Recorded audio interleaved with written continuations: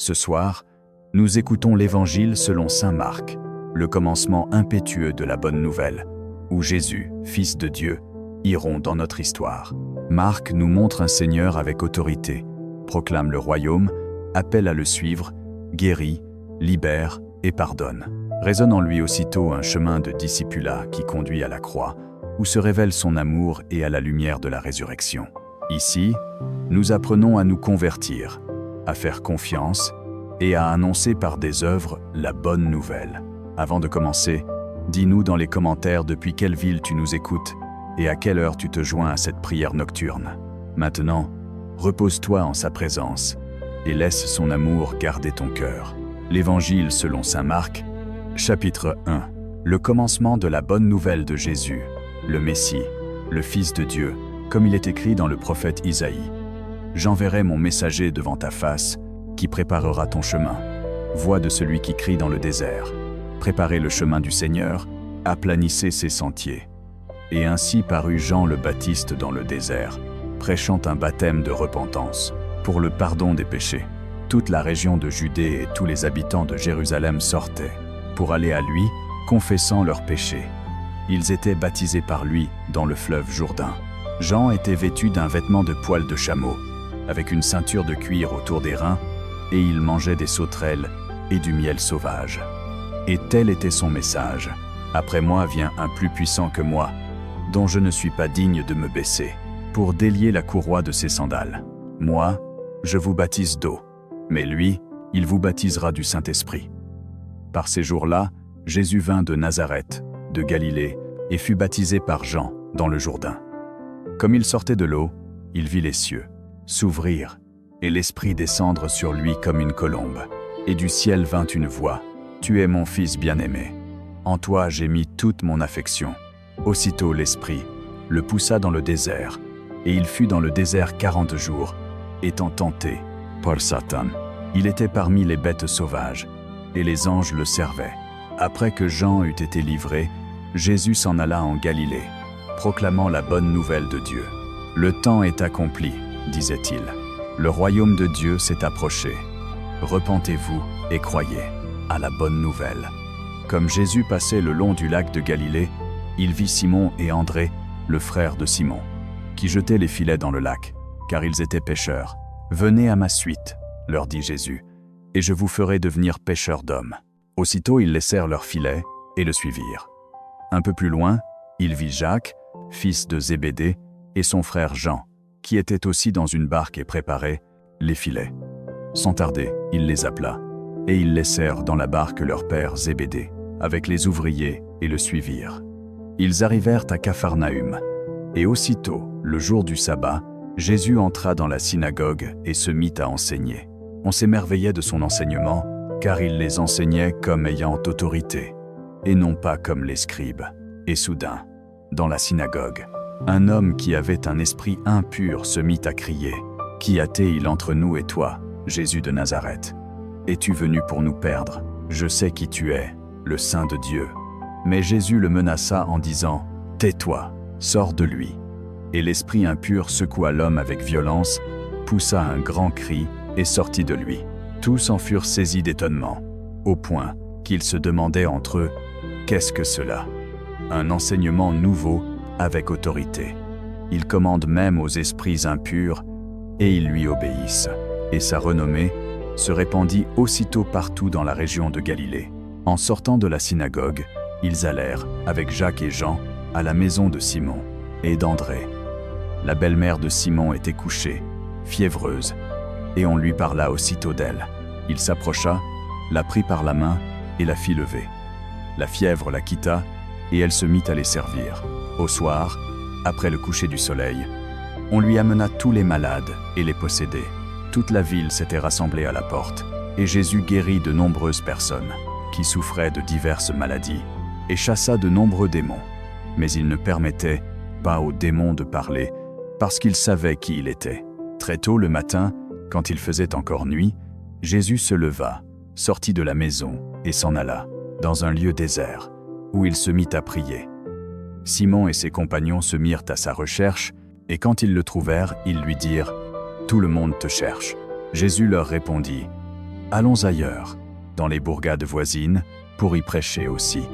Car c'est pour cela que je suis venu. » Et il parcourut toute la Galilée, prêchant dans leur synagogue et chassant les démons.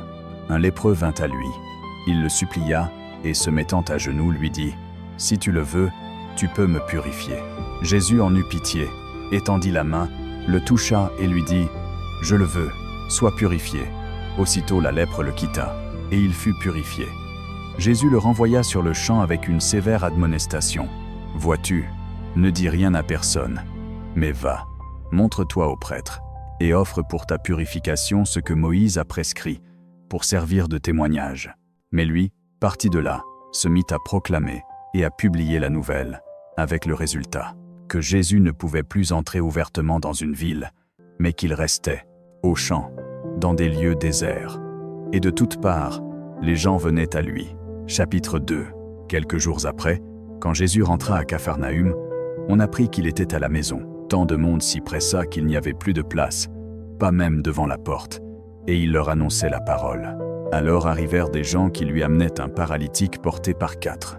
Comme ils ne pouvaient l'approcher de Jésus à cause de la foule, ils ouvrirent une brèche dans le toit, au-dessus de l'endroit où se trouvait Jésus, pratiquèrent une ouverture, et descendirent le grabat sur lequel était couché le paralytique.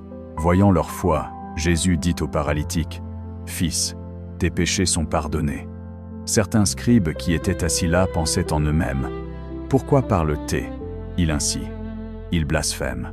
Qui peut pardonner les péchés, si ce n'est Dieu seul ?» Aussitôt, Jésus perçut dans son esprit ce qu'ils pensaient au fond d'eux-mêmes, et il leur dit, « Pourquoi pensez-vous de telles choses ? Qu'est-ce qui est plus facile de dire au paralytique, « Tes péchés sont pardonnés » ou bien, « Lève-toi, prends ton grabat et marche » ? Eh bien, pour que vous sachiez que le Fils de l'homme a le pouvoir de pardonner les péchés sur la terre, il s'adressa au paralytique et lui dit, « À toi, je le dis, lève-toi, prends ton grabat et va chez toi. » Celui-ci se leva, prit aussitôt son grabat et sortit à la vue de tous. Tous en furent stupéfaits et rendaient gloire à Dieu en disant, « Nous n'avons jamais rien vu de pareil. » De nouveau, Jésus sortit vers le bord du lac. Toute la foule venait à lui, et il les enseignait. En passant, il vit Lévi, fils d'Alphée, assis à l'office du percepteur des taxes. Jésus lui dit, « Suis-moi. » Lévi se leva et le suivit. Comme Jésus était à table dans la maison de Lévi, beaucoup de publicains et de pécheurs prenaient place avec lui et ses disciples, car ils étaient nombreux à le suivre. Les pharisiens et les scribes les virent qui mangeaient avec les publicains et les pécheurs, et ils dirent à ses disciples, « Pourquoi mange-t-il et boit-il avec les publicains et les pécheurs ?» L'ayant entendu, Jésus leur dit, « Ce ne sont pas les gens valides qui ont besoin d'un médecin, mais les malades. Je ne suis pas venu appeler les justes, mais les pécheurs. » Les disciples de Jean et les pharisiens jeûnaient. Des gens vinrent lui dire, « Pourquoi les disciples de Jean et ceux des pharisiens jeûnent-ils, et les tiens ne jeûnent pas ?» Jésus répondit, « Les amis de l'époux peuvent-ils jeûner pendant que l'époux est avec eux ? Tant qu'ils ont l'époux avec eux, ils ne peuvent pas jeûner. Mais des jours viendront où l'époux leur sera enlevé, alors ce jour-là, ils jeûneront. Personne ne coud une pièce de drap neuf sur un vieil habit. Sinon, la pièce neuve se détache du vieil, et la déchirure s'aggrave. Et personne ne verse du vin nouveau dans de vieilles outres. Sinon, le vin fait éclater les outres, et on perd le vin et les outres. Le vin nouveau, c'est dans de nouvelles outres qu'on le met. » Un samedi, Jésus passait à travers les champs de blé, et ses disciples, en chemin, se mirent à arracher des épis. Les pharisiens leur dirent, « Regarde, pourquoi font-ils ce qui n'est pas permis le jour du sabbat ?» Il leur répondit, « N'avez-vous jamais lu ce que fit David dans le besoin et la faim qu'il eut, lui et ses compagnons ? En ces jours-là, sous le grand prêtre Abiatar, il entra dans la maison de Dieu et mangea les pains d'offrande, qui n'est permis qu'aux prêtres de manger, et en donna aussi à ses compagnons. Et il ajoutait, « Le sabbat a été fait pour l'homme, et non l'homme pour le sabbat. C'est pourquoi le Fils de l'homme est maître même du sabbat. » Chapitre 3. Jésus entra de nouveau dans la synagogue, et il y avait là un homme qui avait la main paralysée. Certains l'épiaient pour voir s'il le guérirait en jour de sabbat, afin de l'accuser. Jésus dit à l'homme à la main sèche, « Lève-toi et place-toi au milieu. » Puis il leur demanda, « Qu'est-il permis de faire en jour de sabbat ? faire du bien ou faire du mal, sauver une vie ou la tuer. Mais ils gardaient le silence. Jésus, les regardant avec colère et attristé par l'endurcissement de leur cœur, dit à l'homme, « Étends ta main. » Il l'étendit, et sa main fut complètement restaurée. Les pharisiens sortirent aussitôt et se consultèrent avec les Héréodiens sur la manière de le faire périr. Jésus se retira avec ses disciples vers le lac, et une grande foule de Galilée le suivit. À la nouvelle de ce qu'il faisait, beaucoup de gens vinrent de Judée, de Jérusalem, d'Idumée, de la région de l'autre côté du Jourdain, et des environs de Tyr et de Sidon. À cause de la foule, il dit à ses disciples de lui préparer une barque, pour que la foule ne l'écrase pas, car il avait guéri beaucoup de gens, de sorte que tous ceux qui souffraient de maladies se précipitaient sur lui pour le toucher. Et chaque fois que les esprits impurs le voyaient, ils se prosternaient devant lui en criant « Tu es le Fils de Dieu ». Mais il leur ordonnait avec sévérité de ne pas parler de lui. Jésus monta sur la montagne et appela ceux qu'il voulut, et ils vinrent à lui. Il en institua 12 pour qu'ils fussent avec lui, et pour les envoyer prêcher, avec pouvoir d'expulser les démons. Voici les 12 qu'il institua. Simon, à qui il donna le nom de Pierre, Jacques, fils de Zébédée, et son frère Jean, auquel il donna le nom de Boanerges, ce qui signifie fils du tonnerre, André, Philippe, Barthélemy, Matthieu, Thomas, Jacques fils d'Alphée, Thaddée, Simon le Zélote, et Judas Iscariote, celui qui le trahit. Il entra ensuite dans une maison, et une telle foule s'y rassembla de nouveau que lui et ses disciples ne pouvaient même pas manger.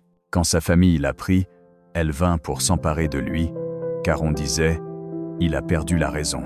Et les scribes qui étaient descendus de Jérusalem disaient « Il est possédé par Béelzébul, et par le prince des démons qu'il expulse les démons. » Jésus les appela, et leur dit en parabole « Comment Satan peut-il expulser Satan? Si un royaume se divise contre lui-même, ce royaume ne peut subsister.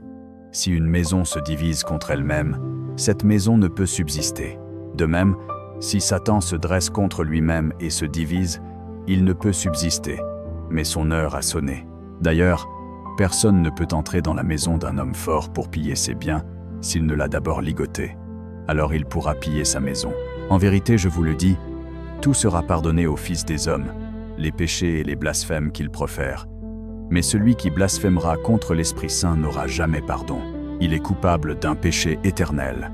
Il dit cela parce qu'il disait « Il a un esprit impur ». Alors arrivèrent la mère et les frères de Jésus. Restés dehors, ils envoyèrent quelqu'un pour l'appeler. Une foule était assise autour de lui, et on lui dit « Voici que ta mère et tes frères sont dehors et te cherchent. Qui est ma mère? Qui sont mes frères ?» répondit-il en regardant ceux qui étaient assis en cercle autour de lui. Puis il ajouta « Voici ma mère et mes frères. Quiconque fait la volonté de Dieu, celui-là est mon frère, ma sœur et ma mère. » Chapitre 4. De nouveau, Jésus se mit à enseigner au bord du lac. Une si grande foule s'assembla autour de lui, qu'il dut monter dans une barque et s'y asseoir sur le lac, tandis que toute la multitude se tenait, sur la rive, près de l'eau. Il leur enseignait beaucoup de choses par des paraboles. Et dans son enseignement, il disait « Écoutez, un semeur sortit pour semer. Comme il semait, une partie de la semence tomba le long du chemin, et les oiseaux vinrent et la mangèrent. Une autre partie tomba sur des rochers, où il n'y avait pas beaucoup de terre. Elle germa aussitôt, parce que la terre y était peu profonde.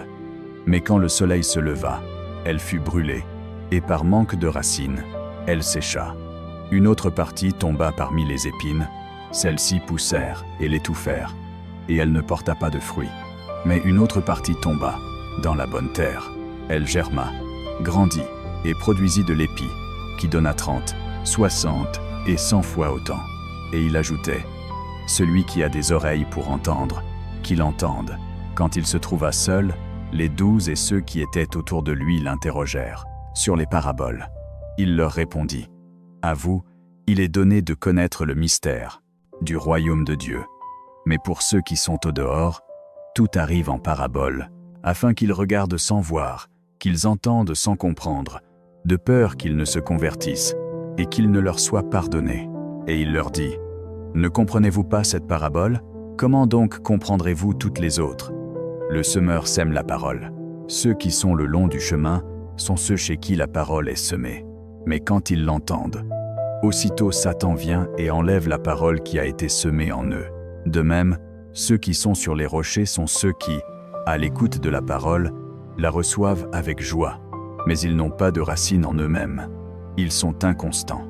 Puis, quand survient une tribulation ou une persécution à cause de la parole, ils sont aussitôt scandalisés. D'autres reçoivent la semence parmi les épines. Ce sont ceux qui ont entendu la parole, mais les soucis de ce monde, la séduction des richesses et les convoitises de toutes sortes s'introduisent et étouffent la parole, et elle reste sans fruit. Et d'autres reçoivent la semence dans la bonne terre. Ce sont ceux qui entendent la parole, l'accueillent et portent du fruit, 30, 60 et 100 fois autant. Il leur dit aussi, « Apporte-t-on la lampe pour la mettre sous le boisseau ou sous le lit, n'est-ce pas pour la placer sur le chandelier? Car il n'est rien de caché qui ne doive être manifesté, ni de secret, qui ne doive être mis au jour. Si quelqu'un a des oreilles pour entendre, qu'il entende. » Et il ajouta, « Faites attention à ce que vous entendez. On vous mesurera avec la mesure dont vous vous serez servi, et on y ajoutera pour vous. À celui qui a, on donnera encore, mais à celui qui n'a pas, on ôtera même ce qu'il a. » Il disait encore, « Le royaume de Dieu est ainsi, comme un homme qui jette de la semence en terre, qu'il dorme ou qu'il veille. De nuit et de jour, la semence germe et grandit, il ne sait comment. D'elle-même, la terre produit d'abord l'herbe, puis l'épi, enfin du blé plein dans l'épi. Et dès que le fruit est mûr, aussitôt on met la faucille, car la moisson est arrivée. » Et il dit, « À quoi comparerons-nous le royaume de Dieu? Par quelle parabole le représenterons-nous? Il est comme un grain de moutarde. Quand on le sème en terre, c'est la plus petite des semences qui soient sur la terre. Mais une fois semé, il pousse, devient la plus grande des plantes potagères, et pousse des branches si grandes que les oiseaux du ciel peuvent s'abriter à son ombre. » Avec de nombreuses paraboles de ce genre, il leur annonçait la parole, autant qu'ils étaient capables de l'entendre. Il ne leur parlait point sans parabole, mais à ses disciples en particulier, il expliquait tout. Ce jour-là, quand le soir fut venu, il dit à ses disciples, « Passons à l'autre rive. » Ils renvoyèrent la foule et l'emmenèrent, ainsi qu'il était, dans la barque, et il y avait d'autres barques avec lui. Il se leva alors une violente tempête, et les vagues se jetaient dans la barque, au point que déjà elle se remplissait. Lui, il était à l'arrière, sur un coussin, et il dormait. On le réveille et on lui dit, « Maître, tu t'en moques?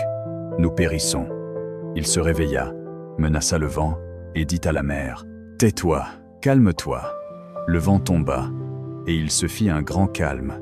Alors il leur dit, « Pourquoi avez-vous si peur? Comment n'avez-vous pas de foi ?» Eux, ils étaient saisis d'une grande crainte, et ils se disaient les uns aux autres, « Qui est celui-ci, à qui le vent et la mer obéissent ?» Chapitre 2. Quelques jours après, quand Jésus rentra à Capharnaüm, on apprit qu'il était à la maison. Tant de monde s'y pressa qu'il n'y avait plus de place, pas même devant la porte, et il leur annonçait la parole. Alors arrivèrent des gens qui lui amenaient un paralytique porté par 4. Comme ils ne pouvaient l'approcher de Jésus à cause de la foule, ils ouvrirent une brèche dans le toit au-dessus de l'endroit où se trouvait Jésus, pratiquèrent une ouverture et descendirent le grabat sur lequel était couché le paralytique. Voyant leur foi, Jésus dit au paralytique, « Fils, tes péchés sont pardonnés. » Certains scribes qui étaient assis là pensaient en eux-mêmes, « Pourquoi parle-t-il ainsi? Il blasphème.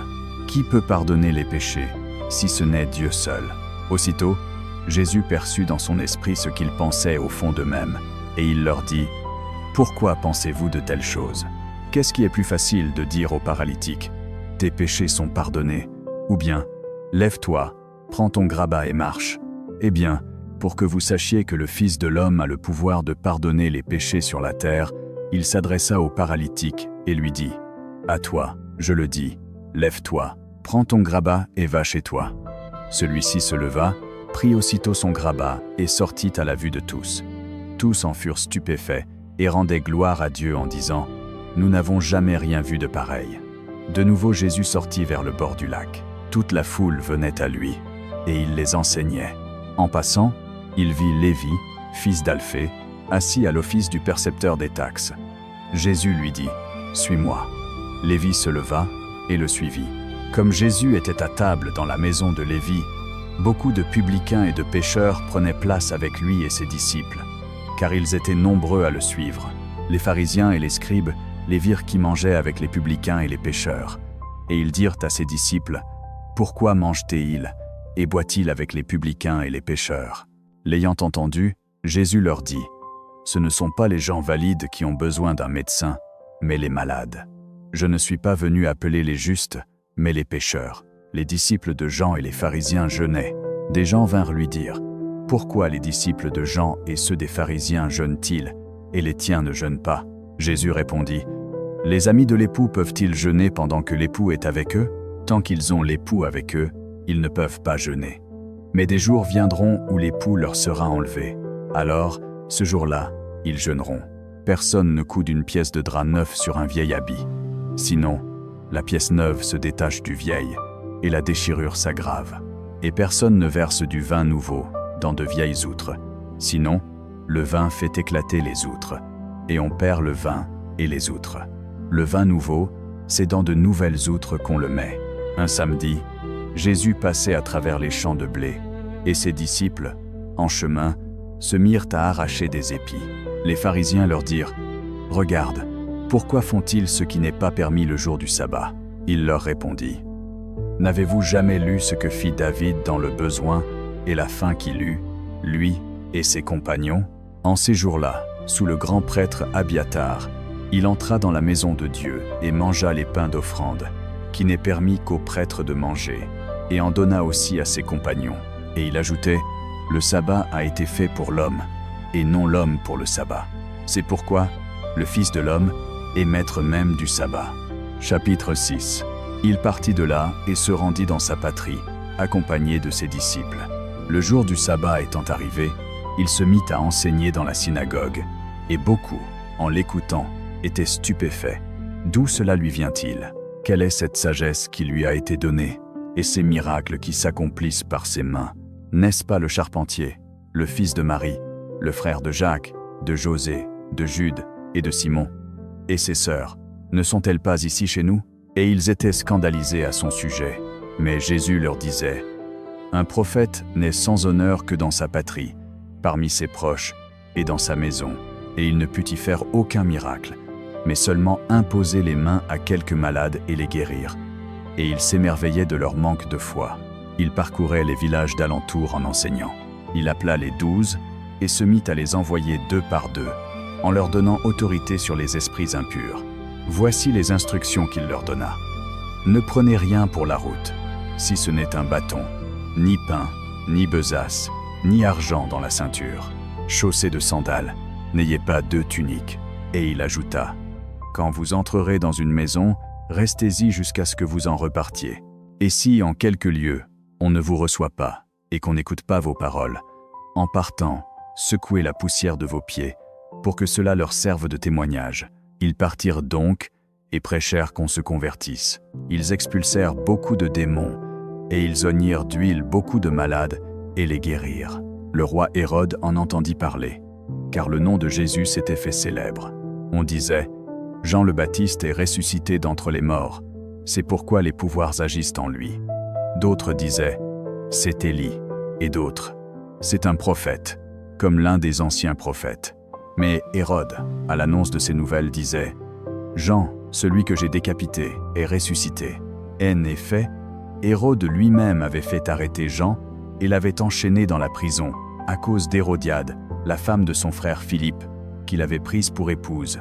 Car Jean disait à Hérode « Il ne t'est pas permis d'avoir la femme de ton frère. » Hérodiade lui en gardait rancune et voulait le faire tuer, mais elle ne le pouvait pas, car Hérode craignait Jean, sachant que c'était un homme juste et saint, et il le protégeait. Quand il l'entendait, il était très perplexe, et pourtant, il l'écoutait volontiers. Un jour favorable survint.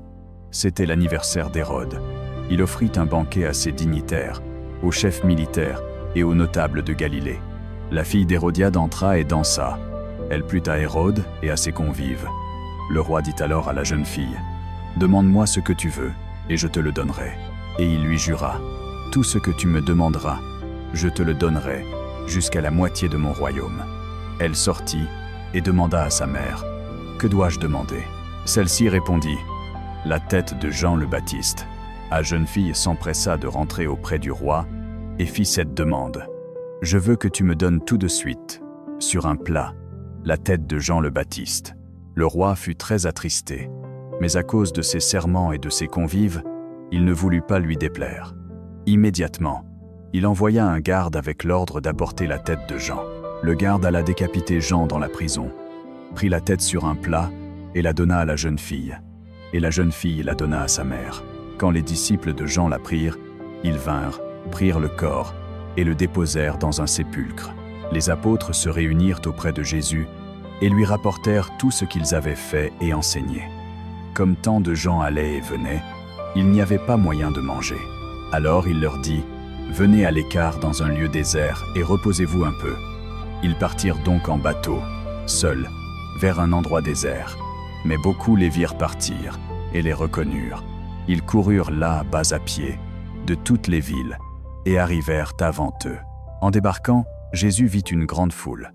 Il eut pitié d'eux, car ils étaient comme des brebis qui n'ont pas de berger, et il se mit à leur enseigner longuement. Comme il se faisait déjà tard, ses disciples s'approchèrent de lui et dirent, « Nous sommes ici, dans un endroit désert, et il est déjà très tard.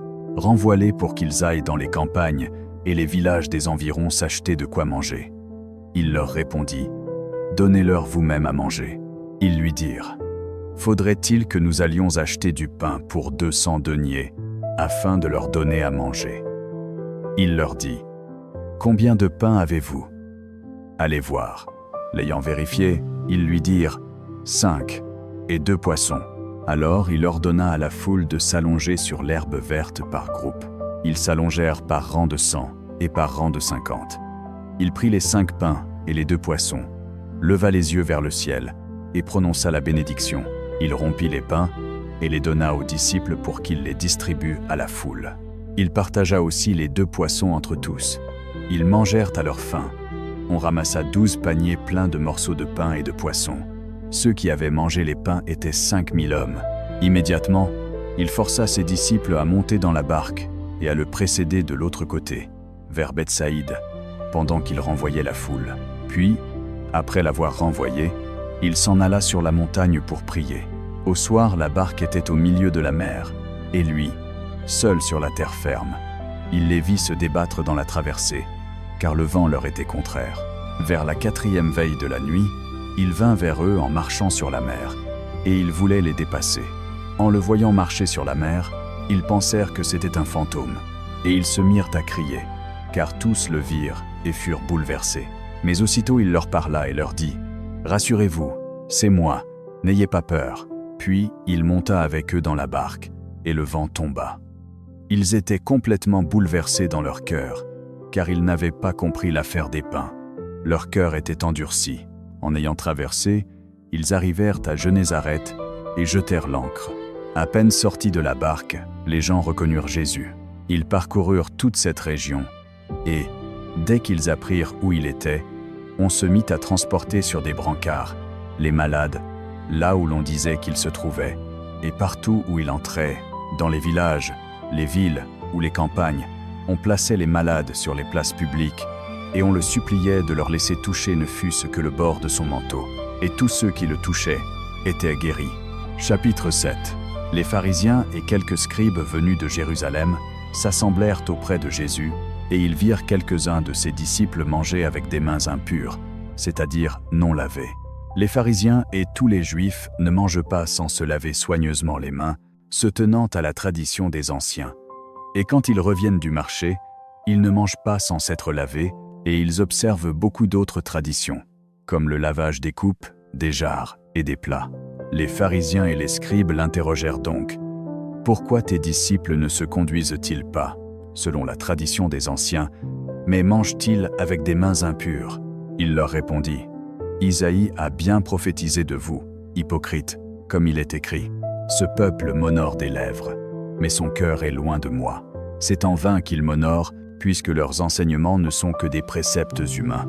Vous laissez de côté le commandement de Dieu et vous vous attachez à la tradition des hommes. » Et il ajouta, « Que vous savez bien abolir le commandement de Dieu pour observer votre tradition. Car Moïse a dit, « Honore ton père et ta mère, et celui qui maudit son père ou sa mère sera puni de mort. » Mais vous, vous dites, si un homme dit, « C'est corban », c'est-à-dire une offrande à Dieu, ce qui pourrait servir à son père ou à sa mère, vous ne le laissez plus rien faire pour son père ou sa mère. Ainsi, vous annulez la parole de Dieu au profit de la tradition que vous vous êtes transmise, et vous en faites beaucoup d'autres de ce genre.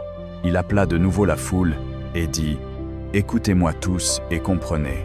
Rien de ce qui entre du dehors dans l'homme ne peut le souiller, mais ce qui sort de l'homme, voilà ce qui souille l'homme. » Quand il entra dans la maison, à l'écart de la foule, ses disciples l'interrogèrent sur cette parabole.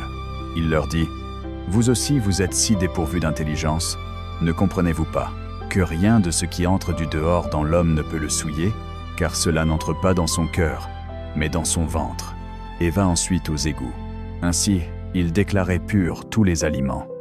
Et il ajouta, « Ce qui sort de l'homme, voilà ce qui souille l'homme, car c'est du dedans, du cœur des hommes, que sortent les mauvaises pensées, les fornications, les vols, les homicides, les adultères, les cupidités, les malveillances, la ruse, la débauche, l'œil mauvais, la calomnie, l'orgueil, la folie.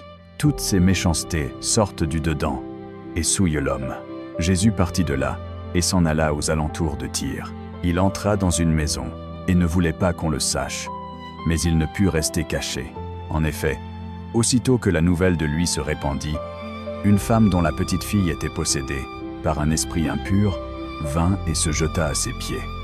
Cette femme était grecque, syrophénicienne de race, et elle le suppliait d'expulser le démon de sa fille. « Laisse d'abord se rassasier les enfants, » lui répondit-il, « car il n'est pas bien de prendre le pain des enfants et de le jeter aux petits chiens. »« Oui, Seigneur, » répliqua-t-elle, « mais les petits chiens sous la table mangent les miettes des enfants. » Alors il lui dit, « À cause de cette parole, va, le démon est sorti de ta fille. » Elle s'en alla chez elle et trouva l'enfant couché sur le lit, et le démon partit. Ensuite, Jésus partit de la région de Tyr, et passant par Sidon, vint vers la mer de Galilée, au milieu du territoire de la Décapole. Là, on lui amena un sourd qui avait bien de la peine à parler, et on le suppliait de poser la main sur lui. Il le tira à part, hors de la foule, lui mit les doigts dans les oreilles, puis il cracha, et du doigt lui toucha la langue. Ensuite, levant les yeux au ciel, il soupira et lui dit « Ephata », ce qui signifie « Ouvre-toi ». Aussitôt ses oreilles s'ouvrirent, sa langue se délia, et il parlait correctement. Jésus leur ordonna de n'en parler à personne, mais plus il le leur défendait, plus ils le divulguèrent. La foule saisie d'admiration disait « Il fait tout à la perfection, il fait entendre les sourds et parler les muets. » Chapitre 8. En ces jours-là, une grande foule se rassembla de nouveau. Comme ils n'avaient rien à manger, Jésus appela ses disciples et leur dit « J'ai compassion de cette foule. Cela fait déjà 3 jours qu'ils sont avec moi et ils n'ont rien à manger. Si je les renvoie à jeun chez eux, ils défailliront en chemin. » Et quelques-uns sont venus de loin. Ses disciples lui répondirent « Comment pourrait-on nourrir ici ces gens dans un lieu désert avec assez de pain ?» Il leur demanda « Combien de pain avez-vous » ? « 7, dirent-ils. Il ordonna à la foule de s'asseoir par terre, prit les 7 pains, rendit grâce, les rompit, et les donnait à ses disciples pour qu'ils les distribuent. Et ils les distribuèrent à la foule. Ils avaient aussi quelques petits poissons, et après avoir rendu grâce pour eux, il ordonna de les distribuer aussi. Ils mangèrent, et furent rassasiés, et l'on ramassa 7 paniers de morceaux qui restèrent. Ils étaient environ 4000. Après les avoir renvoyés, il monta dans la barque avec ses disciples et se rendit dans la région de Dalmanuta. Les pharisiens s'approchèrent et se mirent à discuter avec lui. Pour le mettre à l'épreuve, ils lui demandaient un signe venant du ciel. Il poussa un profond soupir et dit « Pourquoi cette génération demande-t-elle un signe ? En vérité, je vous le dis, il ne lui sera donné aucun signe. » Et les laissant, il remonta dans la barque et passa sur l'autre rive. Les disciples avaient oublié de prendre du pain. Ils n'avaient avec eux dans la barque qu'un seul pain. Jésus leur disait, « Prenez garde, méfiez-vous du levain des pharisiens et du levain d'Hérode. » Eux, ils discutaient entre eux. « C'est parce que nous n'avons pas de pain. » S'en apercevant, Jésus leur dit, « Pourquoi discutez-vous parce que vous n'avez pas de pain? Vous ne comprenez pas encore et vous ne discerniez pas. Vous avez le cœur endurci. Ayant des yeux, vous ne voyez pas. Ayant des oreilles, vous n'entendez pas. Et vous ne vous souvenez pas. Quand j'ai rompu les 5 pains pour les 5000, combien de paniers pleins de morceaux avez-vous ramassés? 12, lui répondirent-ils. Et quand j'ai rompu les 7 pains pour les 4000, combien de paniers pleins de morceaux avez-vous ramassés? 7, dirent-ils. Alors il leur dit, « Vous ne comprenez pas encore ?» Ils arrivèrent à Bethsaïde. On lui amena un aveugle, et on le suppliait de le toucher. Prenant la main de l'aveugle, il le fit sortir du village, cracha sur ses yeux, lui imposa les mains et lui demanda, « Vois-tu quelque chose ?» Regardant autour de lui, il dit, « Je vois les gens. Je les vois comme des arbres qui marchent. » Puis Jésus lui imposa de nouveau les mains sur les yeux, et il regarda fixement. Sa vue lui fut rendue claire, et il voyait tout nettement. Jésus l'envoya chez lui. Ne rentre même pas au village. Jésus et ses disciples se rendirent dans les villages de Césarée de Philippe. En chemin, il leur demanda, « Qui dit-on que je suis ?» Ils lui répondirent, « Jean le Baptiste, d'autres Élie, d'autres encore, un des prophètes. Et vous, qui dites-vous que je suis ?» Pierre répondit, « Tu es le Christ. » Et il leur enjoignit de ne parler de lui à personne. Il commença à leur enseigner qu'il fallait que le Fils de l'homme souffre beaucoup, qu'il soit rejeté par les anciens, les grands prêtres et les scribes, qu'il soit tué et qu'après 3 jours il ressuscite. Il disait cela ouvertement. Alors Pierre, le prenant à part, se mit à le reprendre. Mais Jésus se retourna et regardant ses disciples, reprit Pierre. « Arrière, Satan, car tu ne penses pas comme Dieu, mais comme les hommes. » Puis, appelant la foule avec ses disciples, il leur dit, « Si quelqu'un veut venir à ma suite, qu'il se renie lui-même, qu'il prenne sa croix et qu'il me suive. Car celui qui voudra sauver sa vie la perdra, mais celui qui perdra sa vie à cause de moi et de l'Évangile la sauvera. Qu'est-ce que cela sert à un homme de gagner le monde entier s'il perd son âme? Ou qu'est-ce qu'un homme peut donner en échange de son âme? Si quelqu'un a honte de moi et de mes paroles dans cette génération adultère et pécheresse, le Fils de l'homme aussi aura honte de lui quand il viendra dans la gloire de son Père avec les saints anges. » Chapitre 9. Et il ajouta, « En vérité, je vous le dis, il est des gens ici présents qui ne mourront pas avant d'avoir vu le royaume de Dieu venir avec puissance. » 6 jours après, Jésus prit avec lui Pierre, Jacques et Jean, et les emmena à part sur une haute montagne. Là, il fut transfiguré devant eux. Ses vêtements devinrent éclatants, d'un blanc éblouissant, tel que nul blanchisseur sur terre ne peut blanchir de la sorte. Et Élie et Moïse leur apparurent, s'entretenant avec Jésus. Pierre dit à Jésus, « Rabbi, qu'il est bon pour nous d'être ici. Faisons-en 3 tentes, une pour toi, une pour Moïse et une pour Élie. » Ils ne savaient pas ce qu'ils disaient, car ils étaient effrayés. Il y eut alors une nuée qui les prit sous son ombre, et de la nuée vint une voix. « Celui-ci est mon fils bien-aimé, écoutez-le. » Soudain, regardant autour d'eux, ils ne virent plus personne avec eux, mais seulement Jésus. En descendant de la montagne, Jésus leur ordonna de ne raconter à personne ce qu'ils avaient vu, avant que le Fils de l'homme ressuscite d'entre les morts. Ils s'attachèrent à cette parole, se demandant entre eux ce que pourrait signifier « ressusciter d'entre les morts ». Et ils lui demandèrent « Pourquoi les scribes disent-ils qu'Élie doit venir le premier ?» Il leur répondit « Certainement Élie vient le premier et remettra toutes choses en ordre. Et cependant, pourquoi est-il écrit au sujet du Fils de l'homme qu'il doit souffrir beaucoup et être méprisé? Mais je vous le dis, Élie est déjà venu, et ils lui ont fait tout ce qu'ils ont voulu, comme il est écrit à son sujet. Quand ils arrivèrent auprès des autres disciples, ils virent une grande foule autour d'eux et des scribes qui discutaient avec eux. Et aussitôt, toute la foule, en voyant Jésus, fut saisie d'admiration et accourut pour le saluer. « De quoi discutez-vous avec eux ?» leur demanda-t-il. Quelqu'un de la foule lui répondit, « Maître, je t'ai amené mon fils, qui est possédé par un esprit muet. Partout où il s'empare de lui, il le jette à terre. Il le fait écumer, grincer des dents et se raidir. « J'ai demandé à tes disciples d'expulser cet esprit, mais ils n'ont pas pu. »« Ô génération incrédule, répondit Jésus, jusqu'à quand serai-je avec vous? Jusqu'à quand devrais-je vous supporter? Amenez-le-moi. » On le lui amena.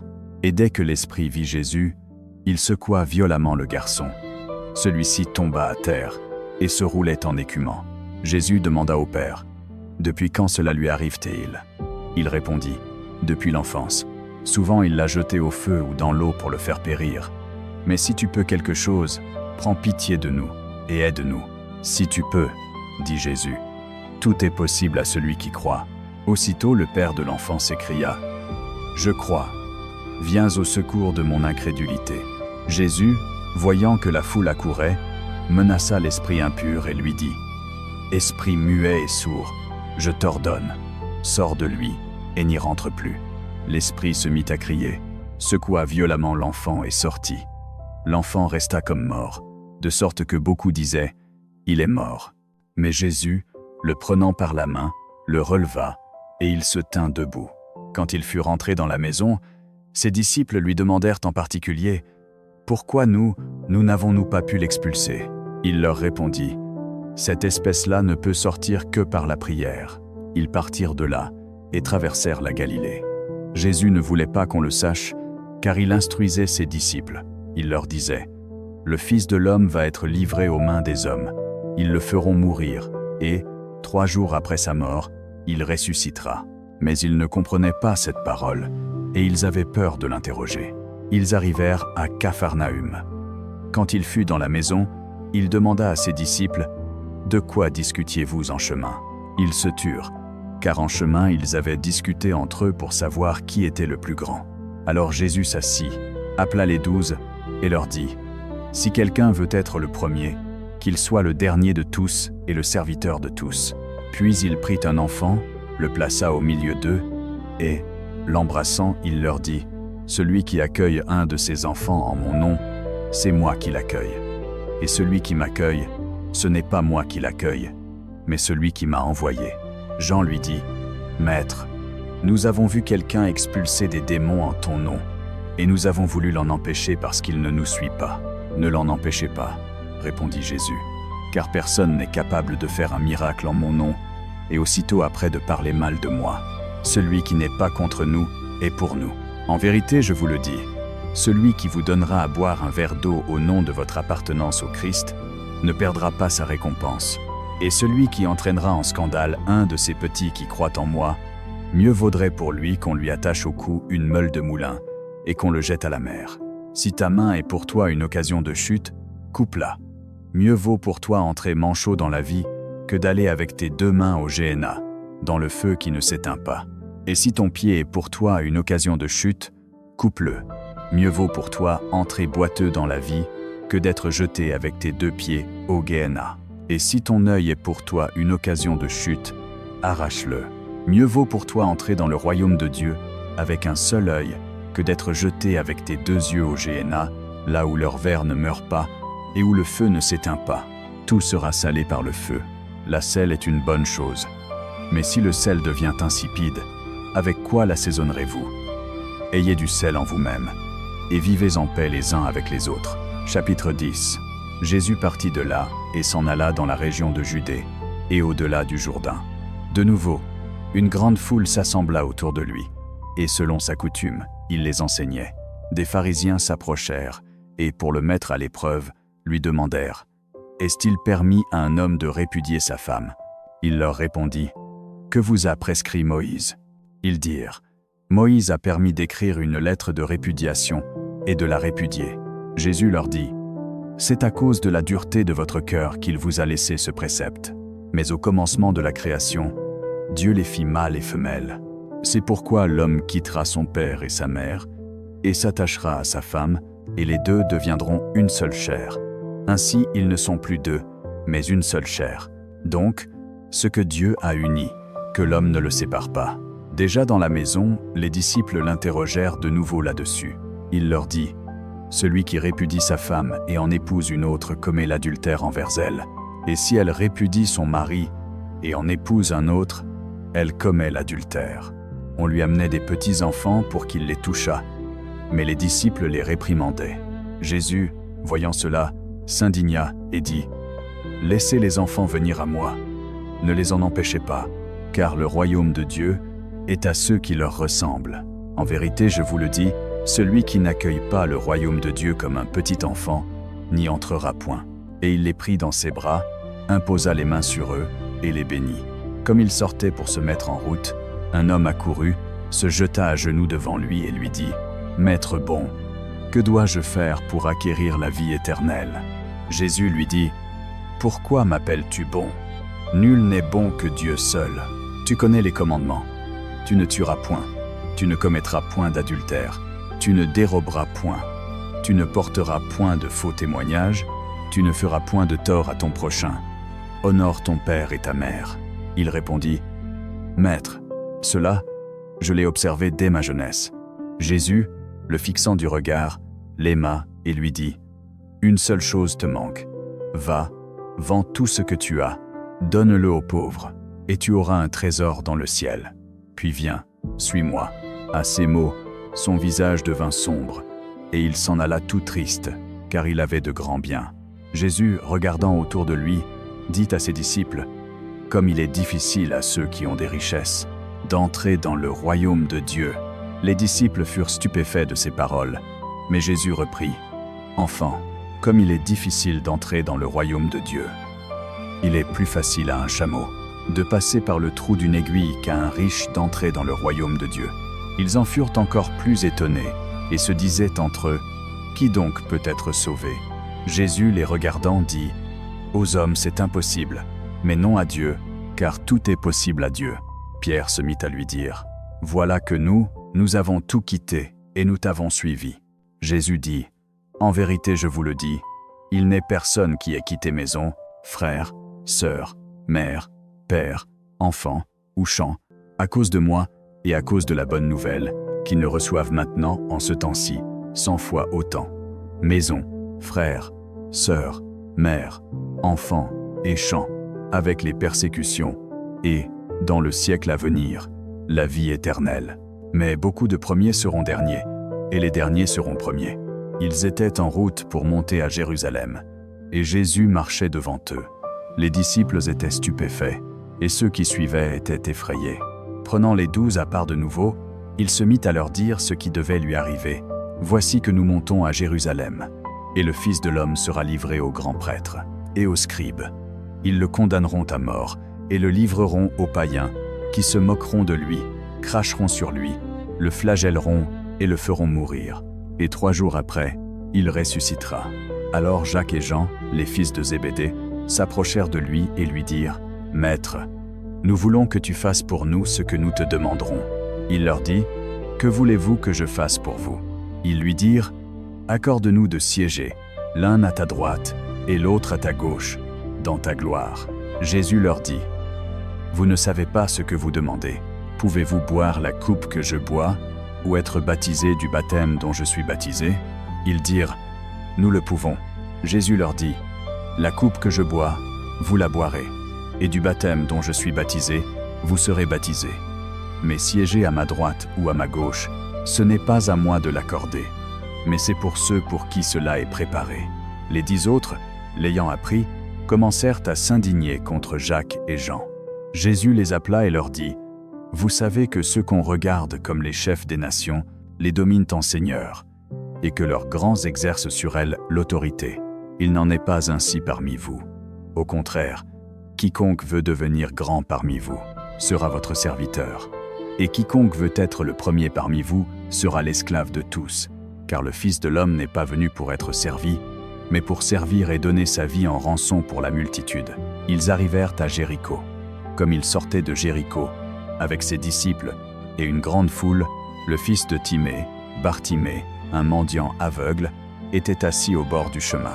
Ayant appris que c'était Jésus de Nazareth, il se mit à crier : « Fils de David, Jésus, aie pitié de moi. » Beaucoup le menaçaient pour le faire taire, mais il criait encore plus fort : « Fils de David, aie pitié de moi. » Jésus s'arrêta et dit : « Appelez-le. » On appela l'aveugle, en lui disant : « Prends courage, lève-toi, il t'appelle. » Lançant son manteau, il bondit et vint auprès de Jésus. Jésus lui dit, « Que veux-tu que je fasse pour toi ?» L'aveugle lui dit, « Rabouni, que je vois. » Jésus lui dit, « Va, ta foi t'a sauvé. » Et aussitôt il recouvra la vue et se mit à suivre Jésus sur le chemin. Chapitre 11. Quand ils approchèrent de Jérusalem, vers le mont des Oliviers, à Béthanie et à Bethphagée, Jésus envoya 2 de ses disciples et leur dit, « Allez au village qui est en face de vous. Dès que vous y entrerez, vous trouverez un ânon attaché sur lequel personne n'est encore monté. Détachez-le et amenez-le. Et si quelqu'un vous dit, « Que faites-vous là à le détacher ?» Répondez, « Le Seigneur en a besoin. » Et aussitôt il vous le rendra. Ils partirent et trouvèrent un ânon attaché près d'une porte, dehors, dans la rue. Ils le détachèrent. Quelques-uns de ceux qui se trouvaient là leur dirent, « Que faites-vous à détacher l'ânon ?» Ils répondirent comme Jésus leur avait dit, et on les laissa faire. Ils amenèrent l'ânon à Jésus, jetèrent leur manteau dessus, et Jésus monta. Beaucoup étendirent leurs manteaux sur le chemin, et d'autres des branches qu'ils avaient coupées au champ. Ceux qui précédaient et ceux qui suivaient criaient « Hosanna ! Béni celui qui vient au nom du Seigneur. Béni soit le royaume qui vient, celui de notre Père David. Hosanna dans les lieux élevés. » Jésus entra dans Jérusalem et dans le temple. Après avoir tout regardé autour de lui, comme il était déjà tard, il sortit pour aller à Béthanie avec les 12. Le lendemain, quand ils sortirent de Béthanie, Jésus eut faim. De loin, il vit un figuier qui avait des feuilles, et il alla voir s'il y trouverait quelque chose. Mais en s'approchant, il ne trouva que des feuilles, car ce n'était pas la saison des figues. Alors il dit au figuier, « Que personne jamais ne mange de ton fruit. » Et ses disciples l'entendirent. Ils arrivèrent à Jérusalem. Jésus entra dans le temple et se mit à chasser ceux qui vendaient et ceux qui achetaient dans le temple. Il renversa les tables des changeurs et les sièges de ceux qui vendaient des colombes. Et il ne permettait à personne de transporter des objets à travers le temple. Et il les enseignait en disant, « N'est-il pas écrit, « Ma maison sera appelée maison de prière pour toutes les nations. » Mais vous, vous en avez fait une caverne de voleurs. » Les grands prêtres et les scribes l'apprirent et cherchaient comment le faire mourir, car ils le craignaient, puisque toute la foule était émerveillée de son enseignement. Quand vint le soir, ils sortirent de la ville. Le matin, en passant, ils virent le figuier qui était sec jusqu'aux racines. Pierre, se rappelant ce qui s'était passé, lui dit, « Rabbi, regarde, le figuier que tu as maudit est sec. » Jésus répondit, « Ayez foi en Dieu. En vérité, je vous le dis. Si quelqu'un dit à cette montagne, « Détache-toi et jette-toi dans la mer », et s'il ne doute pas dans son cœur, mais croit que ce qu'il dit arrivera, cela lui sera accordé. C'est pourquoi je vous dis, tout ce que vous demanderez en priant, croyez que vous l'avez reçu, et cela vous sera accordé. Et quand vous vous tenez en prière, si vous avez quelque chose contre quelqu'un, pardonnez-lui, afin que votre Père qui est dans les cieux vous pardonne aussi vos péchés. Ils revinrent à Jérusalem. Comme Jésus se promenait dans le temple, les grands prêtres, les scribes et les anciens s'approchèrent de lui et lui dirent, « Par quelle autorité fais-tu ces choses? Qui t'a donné cette autorité pour les faire ?» Jésus leur répondit, « Je vais vous poser une seule question. Répondez-moi, et je vous dirai par quelle autorité je fais cela. Le baptême de Jean, était-il du ciel ou des hommes? Répondez-moi. » Eux, ils se consultaient entre eux. Si nous disons « du ciel », il dira « Pourquoi donc n'avez-vous pas cru en lui ?» Mais si nous disons « des hommes », ils avaient peur du peuple, car tous considéraient que Jean était vraiment un prophète. Ils répondirent donc à Jésus, « Nous ne savons pas. » Et Jésus leur dit, « Eh bien, moi non plus, je ne vous dis pas par quelle autorité je fais ces choses. » Chapitre 12. Alors Jésus se mit à leur parler en parabole. Un homme planta une vigne, l'entoura d'une haie, y creusa un pressoir et y bâtit une tour.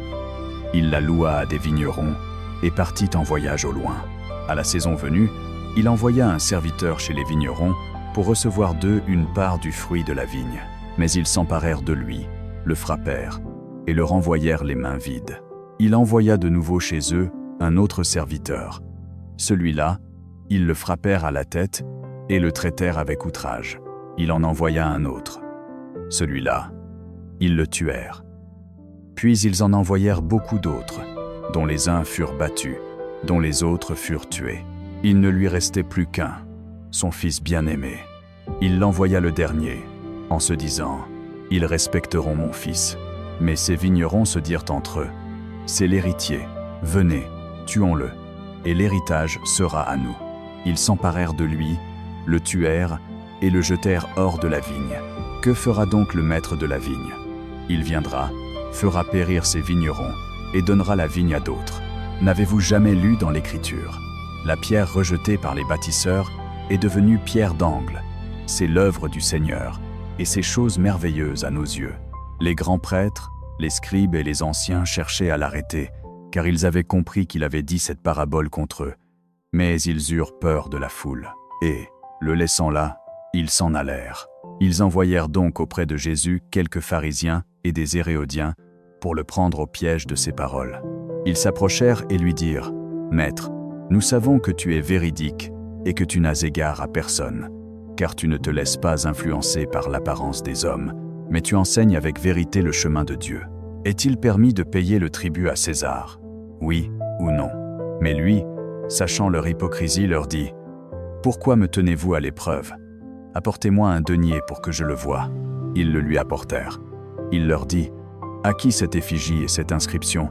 Ils répondirent « À César. » Alors Jésus leur dit « Rendez à César ce qui est à César, et à Dieu ce qui est à Dieu. » Et ils en restèrent stupéfaits. Des Sadducéens, qui affirment qu'il n'y a pas de résurrection, s'approchèrent de lui et l'interrogèrent. « Maître, dit-il, Moïse a écrit pour nous, si le frère de quelqu'un meurt et qu'il laisse une femme sans enfant, son frère épousera la veuve pour susciter une postérité à son frère. Il y avait 7 frères. Le premier se maria et mourut sans postérité. Le deuxième l'épousa et mourut sans postérité. Le troisième de même, et ainsi les 7, qui ne laissèrent pas de postérité. Enfin, la femme aussi mourut. En la résurrection, quand ils ressusciteront, de qui sera-t-elle l'épouse, puisque les 7 l'ont eue pour femme? Jésus leur dit, « N'êtes-vous pas dans l'erreur à cause de ce que vous ne comprenez ni les Écritures ni la puissance de Dieu? Car, quand les morts ressusciteront, on ne prendra ni femme ni mari, mais ils seront comme les anges dans les cieux. Quant à la résurrection des morts, n'avez-vous pas lu dans le livre de Moïse, au passage du buisson, comment Dieu lui a dit, « Je suis le Dieu d'Abraham, le Dieu d'Isaac et le Dieu de Jacob ?» Il n'est pas Dieu des morts, mais des vivants. Vous êtes dans une grave erreur. Un des scribes, qui les avait entendus discuter, sachant que Jésus avait bien répondu, s'approcha et lui demanda « Quel est le premier de tous les commandements ?» Jésus répondit « Le premier de tous les commandements est « Écoute, Israël, le Seigneur notre Dieu est l'unique Seigneur. Tu aimeras le Seigneur ton Dieu de tout ton cœur, de toute ton âme, de toute ta pensée et de toute ta force.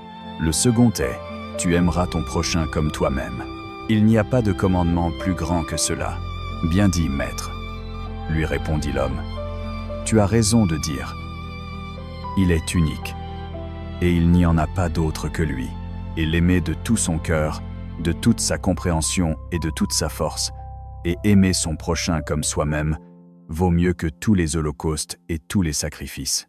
Jésus, voyant qu'il avait répondu avec sagesse, lui dit « Tu n'es pas loin du royaume de Dieu. » Et personne n'osait plus l'interroger. En enseignant dans le temple, Jésus dit « Comment les scribes disent-ils que le Christ est fils de David ?» David lui-même, inspiré par l'Esprit Saint, a dit « Le Seigneur a dit à mon Seigneur, assieds-toi à ma droite, jusqu'à ce que je mette tes ennemis sous tes pieds. » David lui-même l'appelle Seigneur. Comment donc est-il son fils?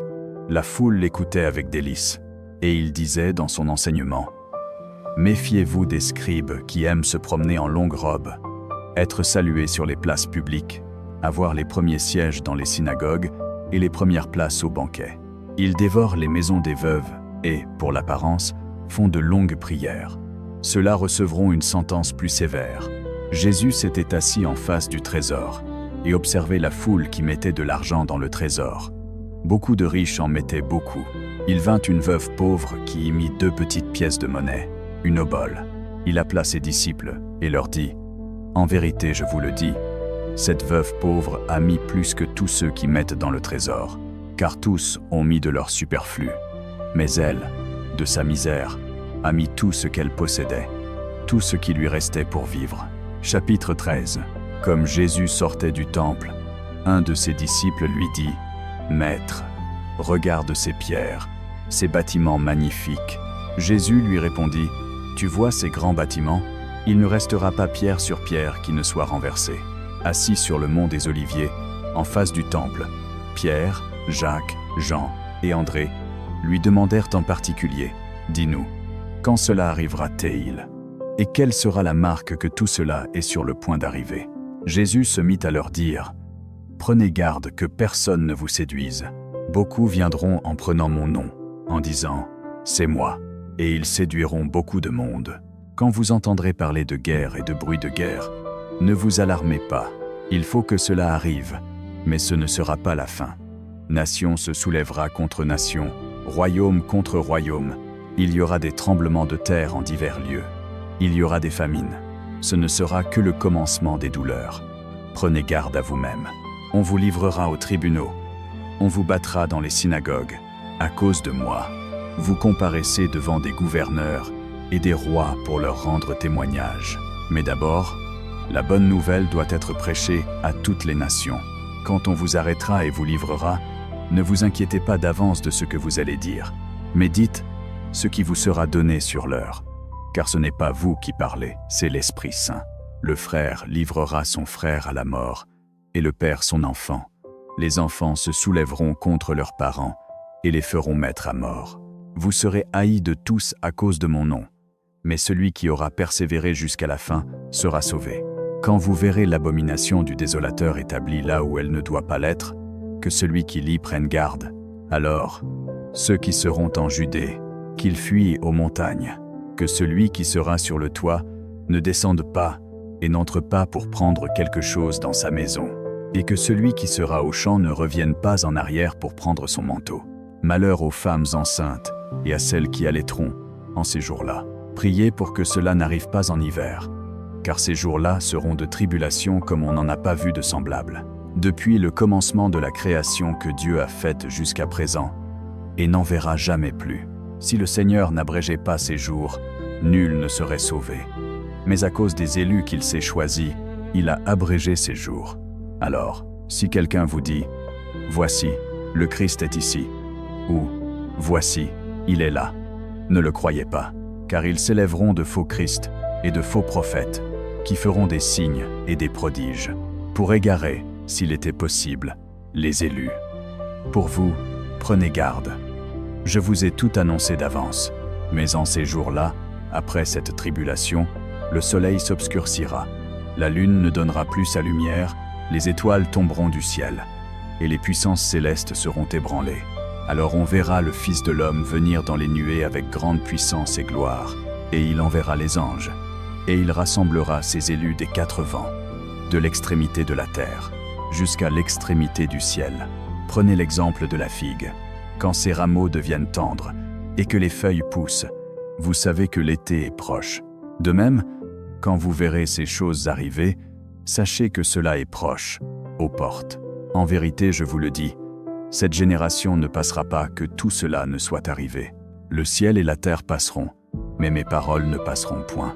Quant à ce jour et à cette heure, nul ne les connaît, pas même les anges dans le ciel, ni le Fils, mais seulement le Père. Veillez, restez éveillés, car vous ne savez pas quand ce sera le moment. C'est comme un homme parti en voyage. Il a laissé sa maison, donné autorité à ses serviteurs, à chacun sa tâche, et il a dit au portier de veiller. Veillez donc, car vous ne savez pas quand vient le maître de la maison, le soir, ou à minuit, ou au chant du coq, ou le matin, qu'il ne vienne tout à coup et ne vous trouve endormis. Ce que je vous dis, je le dis à tous, veillez. Chapitre 14. Il ne restait que 2 jours avant la Pâque et la fête des pains sans levain. Les grands prêtres et les scribes cherchaient comment arrêter Jésus à l'insu de tous pour le faire mourir. Mais pas pendant la fête, disait-il, pour éviter un tumulte parmi le peuple.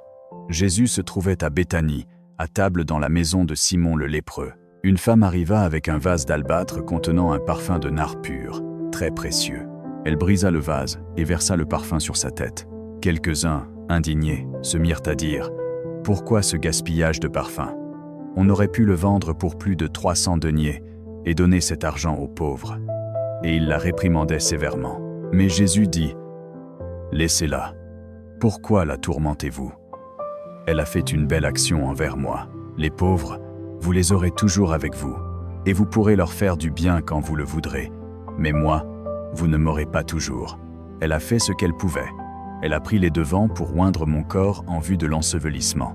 En vérité, je vous le dis, partout où l'Évangile sera proclamé dans le monde entier, on racontera aussi, en mémoire d'elle, ce qu'elle a fait.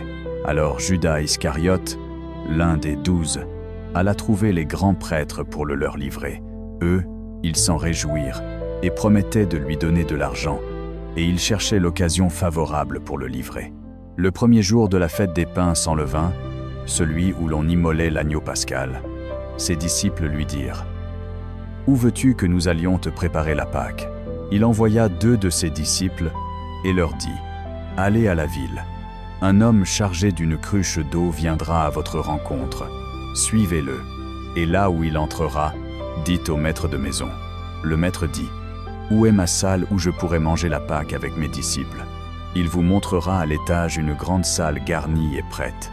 C'est là que vous préparerez. » Les disciples partirent, arrivèrent à la ville et trouvèrent tout comme il leur avait dit, et ils préparèrent la Pâque. Quand le soir fut venu, il arriva avec les 12. Comme ils étaient à table et mangeaient, Jésus dit « En vérité, je vous le dis, l'un de vous, qui mange avec moi, va me livrer. » Eux, ils devinrent tristes, et l'un après l'autre, se mirent à lui dire « Serait-ce moi ?» Il leur dit « C'est l'un des 12, celui qui met avec moi la main dans le plat. Le Fils de l'homme s'en va, comme il est écrit de lui. Mais malheur à cet homme par qui le Fils de l'homme est livré. Mieux vaudrait pour lui ne pas être né. » Pendant qu'il mangeait, Jésus prit du pain. Après avoir prononcé la bénédiction, il le rompit et le leur donna en disant « Prenez, ceci est mon corps. » Puis il prit une coupe. Après avoir rendu grâce, il la leur donna, et ils en burent tous. Et il leur dit « Ceci est mon sang, le sang de l'Alliance, versé pour la multitude. En vérité, je vous le dis, je ne boirai plus désormais du fruit de la vigne, jusqu'au jour où je le boirai tout neuf dans le royaume de Dieu. » Après avoir chanté les psaumes, ils sortirent vers le mont des Oliviers. Jésus leur dit « Tous vous succomberez à la tentation, car il est écrit « Je frapperai le berger, et les brebis seront dispersées. Mais, après que j'aurai ressuscité, j'irai devant vous, en Galilée. » Pierre lui dit « Même si tous succombent à la tentation, moi, je ne succomberai pas. » Jésus lui dit « En vérité, je te le dis, toi, aujourd'hui, cette nuit même, avant que le coq chante 2 fois, tu me renieras 3 fois. » Mais lui, avec véhémence, il disait « Même si je dois mourir avec toi, je ne te renierai pas. » Et tous disaient la même chose. Ils arrivèrent à un domaine appelé Gethsémani.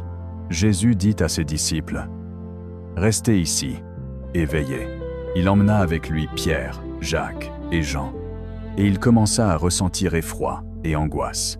Il leur dit « Mon âme est triste à en mourir. Restez ici et veillez. » Avançant un peu, il se prosterna par terre et priait pour que, s'il était possible, cette heure s'éloigne de lui. « Abba, Père, tout est possible. Éloigne de moi cette coupe. Pourtant, non pas ce que je veux, mais ce que tu veux. » Il revint et les trouva endormis. Il dit à Pierre « Simon, tu dors? Tu n'as pas pu veiller 1 heure? Veillez et priez pour ne pas entrer en tentation. L'esprit est bien disposé, mais la chair est faible. » Il s'éloigna encore et pria, disant la même parole. Revenant de nouveau, il les trouva endormis, car leurs yeux étaient lourds de sommeil. Ils ne savaient que lui répondre. Il revint pour la 3e fois et leur dit « Vous continuez à dormir et à vous reposer. Il suffit, l'heure est venue. Voici que le Fils de l'homme est livré aux mains des pécheurs. Lève-toi, allons. Voici que celui qui me livre s'approche. » Il parlait encore quand arriva Judas, l'un des 12, et avec lui une foule armée d'épées et de bâtons. envoyé par les grands prêtres, les scribes et les anciens. Le traître leur avait donné ce signe. « Celui que je baiserai, c'est lui. Arrêtez-le et emmenez-le en sécurité. » Dès qu'il arriva, il s'approcha de Jésus et lui dit « Rabbi », et il l'embrassa. Eux, ils se saisirent de Jésus et l'arrêtèrent. L'un de ceux qui étaient là tira l'épée, frappa le serviteur du grand prêtre et lui coupa l'oreille. Jésus leur dit « Comme contre un brigand, vous êtes venus avec des épées et des bâtons pour m'arrêter. Chaque jour j'étais auprès de vous dans le temple, enseignant, et vous ne m'avez pas arrêté. Mais c'est pour que les Écritures s'accomplissent. » Alors tous l'abandonnèrent et s'enfuirent. Un jeune homme le suivait, vêtu seulement d'un drap sur son corps nu. On se saisit de lui, mais il lâcha le drap et s'enfuit nu. On emmena Jésus chez le grand prêtre. Là s'étaient réunis tous les grands prêtres, les anciens et les scribes. Pierre avait suivi Jésus de loin jusqu'à l'intérieur de la cour du grand prêtre. Il s'assit parmi les gardes et se chauffait près du feu. Les grands prêtres et tout le Sanhédrin cherchaient un témoignage contre Jésus pour le condamner à mort, et ils n'en trouvaient pas. Beaucoup portaient de faux témoignages contre lui, et leurs témoignages ne concordaient pas. Quelques-uns se levèrent et portèrent ce faux témoignage contre lui. Nous l'avons entendu dire, « Je détruirai ce temple fait de main d'homme, et en 3 jours, j'en bâtirai un autre, non fait de main d'homme. » Mais même là-dessus, leurs témoignages ne concordaient pas. Alors le grand prêtre se leva au milieu d'eux et interrogea Jésus. « Tu ne réponds rien? Qu'est-ce que ces gens témoignent contre toi ?» Mais lui garda le silence et ne répondit rien. Le grand prêtre l'interrogea de nouveau. « Es-tu le Messie, le Fils du Dieu béni ?» Jésus dit, « Je le suis. Et vous verrez le Fils de l'homme assis à la droite du Tout-Puissant et venant avec les nuées du ciel. » Le grand prêtre déchira ses vêtements et dit, « Qu'avons-nous encore besoin de témoins? Vous avez entendu le blasphème. Qu'en pensez-vous » Tous le condamnèrent comme méritant la mort. Quelques-uns se mirent à cracher sur lui, à lui voiler le visage, à le frapper à coups de poing et à lui dire « Prophétise » et les gardes le giflèrent. Comme Pierre était en bas dans la cour, arriva une des servantes du grand prêtre. Elle vit Pierre qui se chauffait, le regarda fixement et dit « Toi aussi tu étais avec ce Jésus le Nazaréen. » Mais lui nia. « Je ne sais pas, je ne comprends pas ce que tu dis. » Il sortit dans le vestibule. La servante le vit et se mit à dire à ceux qui étaient là. « C'est un de leurs compagnons. » Lui, de nouveau, il nia. Peu après, ceux qui étaient là dirent à Pierre, « Sûrement tu es de leurs compagnons, car tu es galiléen. » Alors il se mit à invoquer malédiction et à jurer, « Je ne connais pas cet homme dont vous parlez. » Et aussitôt, le coq chanta pour la seconde fois. Pierre se rappela les paroles que Jésus lui avait dites. « Avant que le coq chante 2 fois, tu me renieras 3 fois. » Et il fondit en larmes. Chapitre 15. Très tôt le matin, les grands prêtres, avec les anciens, les scribes et tout le Sanhédrin, tinrent conseil. Ils lièrent Jésus, l'emmenèrent et le livrèrent à Pilate. Pilate l'interrogea. « Es-tu le roi des Juifs ?» Jésus répondit. « C'est toi qui le dis. » Les grands prêtres l'accusaient de beaucoup de choses. Pilate l'interrogea de nouveau. « Tu ne réponds rien? Vois de combien de choses on t'accuse. » Mais Jésus ne répondit plus rien, et Pilate en fut très étonné. À chaque fête, il avait coutume de leur relâcher un prisonnier, celui qu'il demandait. Il y avait alors un nommé Barabbas, détenu avec des factieux qui, dans la sédition, avaient commis un meurtre. La foule remonta et se mit à demander ce qu'il leur accordait d'habitude. Pilate leur répondit, « Voulez-vous que je vous relâche le roi des Juifs ?» Car il savait que les grands prêtres le lui avaient livré par jalousie. Mais les grands prêtres excitèrent la foule à demander qu'il leur relâche plutôt Barabbas. Pilate leur dit, « Et que voulez-vous que je fasse de celui que vous appelez le roi des Juifs ?» Ils crièrent, « Crucifie-le !» Pilate reprit, « Qu'a-t-il donc fait de mal ?» Mais ils crièrent plus fort encore, « Crucifie-le !» Vouloir contenter la foule, Pilate leur relâcha Barabbas. Et, après avoir fait flageller Jésus, il le livra pour qu'il soit crucifié. Les soldats l'emmenèrent à l'intérieur du palais, c'est-à-dire le prétoire, et convoquèrent toute la cohorte. Ils le revêtirent de pourpre, tressèrent une couronne d'épines, et la lui mirent sur la tête. Puis ils se mirent à le saluer. « Salut, roi des Juifs !» Ils le frappaient sur la tête avec une canne, crachaient sur lui, et se mettant à genoux, se prosternaient devant lui. Après s'être moqués de lui, ils lui ôtèrent la pourpre et lui remirent ses vêtements. Puis ils l'emmenèrent pour le crucifier. Ils réquisitionnèrent un passant, Simon de Cyrène, père d'Alexandre et de Rufus, qui revenait des champs, pour qu'il porte sa croix. Ils conduisirent Jésus au lieu dit Golgotha, ce qui signifie lieu du crâne. Ils lui offrirent du vin mêlé de myrrhe, mais il n'en prit point. Ils le crucifièrent et se partagèrent ses vêtements, en tirant au sort ce que chacun emporterait. C'était la 3e heure, quand ils le crucifièrent. L'inscription indiquant la cause de sa condamnation portait « Le roi des Juifs ». Avec lui, ils crucifièrent 2 bandits, l'un à sa droite et l'autre à sa gauche. Les passants l'injuriaient en secouant la tête. « Toi qui détruis le temple et en rebâtis un autre en 3 jours, descends de la croix et sauve-toi. » De même, les grands prêtres se moquaient entre eux, ainsi que les scribes. Il en a sauvé d'autres, mais il ne peut se sauver lui-même. Que le Messie, le roi d'Israël, descende maintenant de la croix pour que nous voyions et croyions.